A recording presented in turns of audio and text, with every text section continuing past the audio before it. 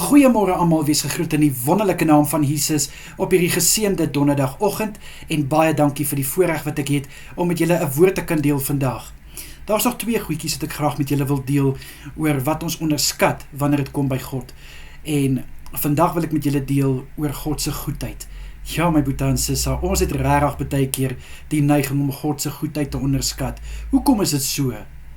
Geloof speel 'n baie groot rol, want ons is so ingestel dat as ons nie kan sien dat iets gaan goed wees nie, dan hoekom gaan ons glo dat dit gaan goed wees? Hoekom gaan ons enigstens aandag daaraan gee? Maar kind van God, het jy al ervaar, wanneer jy dit vir God gee, wat jy uitkoms nodig het, en waar jy God se goedheid nodig het jy al gesien hoe dit uitwerk, en jy het nie eens gesien wat die uitkoms gaan wees nie. Alles gaan rondom geloof. Geloof speel 'n baie groot rol. Kind van God, ons kan lees in Psalm 136, drie die hele hoofstuk deur.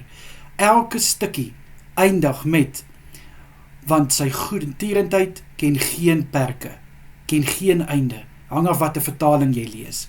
My boetie en sissa, die psalmdigter sou dit nie geskryf het, as daar nie waarheid in dit gesteek het nie. Die woord is die waarheid. Nou as God so goed was vir mense in die Bybelse tyd, goed vir jou in die verlede, hoekom sal hy nie nou vir jou goed wees nie? Omdat jy ook nou deur 'n tyd gaan wat vir jou voel asof God se goedheid nie daarso ter sprake is nie. Nee, my boetie en sissa, ons moet regtig daai mindset van ons verander.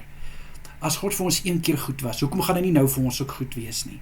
Daar's soveel bewyse en soveel getuienisse in die woord van God van hoe sy goedheid gemanifesteer het in mense se lewens, hoe dit 'n realiteit geword het. Ten spyte van tekortkominge, ten spyte van dat hulle moes wag, het God se goedheid nog steeds deurgekom. En ek wil vandag vir jou sê, dat hou vas aan die beloftes van God. Beloftes gaan ek oor bedien môre, maar God beloof dat hy sal goed wees vir ons. En dit is wat hy sal doen. God is nie 'n God wat lieg nie. God sal nie vir jou mooi woordjies gee en dan teruggaan op sy woord nie. Dis nie die God wat ons dien nie. So ek wil net vandag vir jou sê, my boetie en sissa, hou vas aan jou geloof.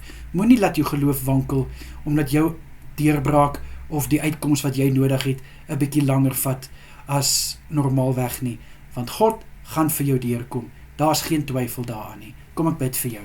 Vader, ek bid vir my boetie en sissa, ek bid, liewe Here, waar hulle vandag op 'n plek is, waar hulle voel dat, hoekom sal U nou vir hulle goed wees? Want dit is asof U hulle verlaat het. Vader, U beloof vir ons in die woord, U sal ons nooit verlaat nie. U beloof dat U sal ons nie begewe nie.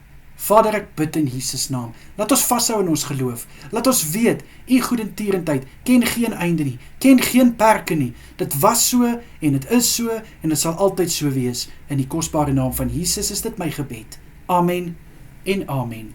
My boetie en sissa, julle moet 'n wonderlike dag verder hê. Kyk mooi na julle self, en as dit God se wil is, bring ek môre vir ons weer die woord, wat ek vroeër genoem het, oor hoekom ons nie God se beloftes moet onderskat nie. Totsiens julle.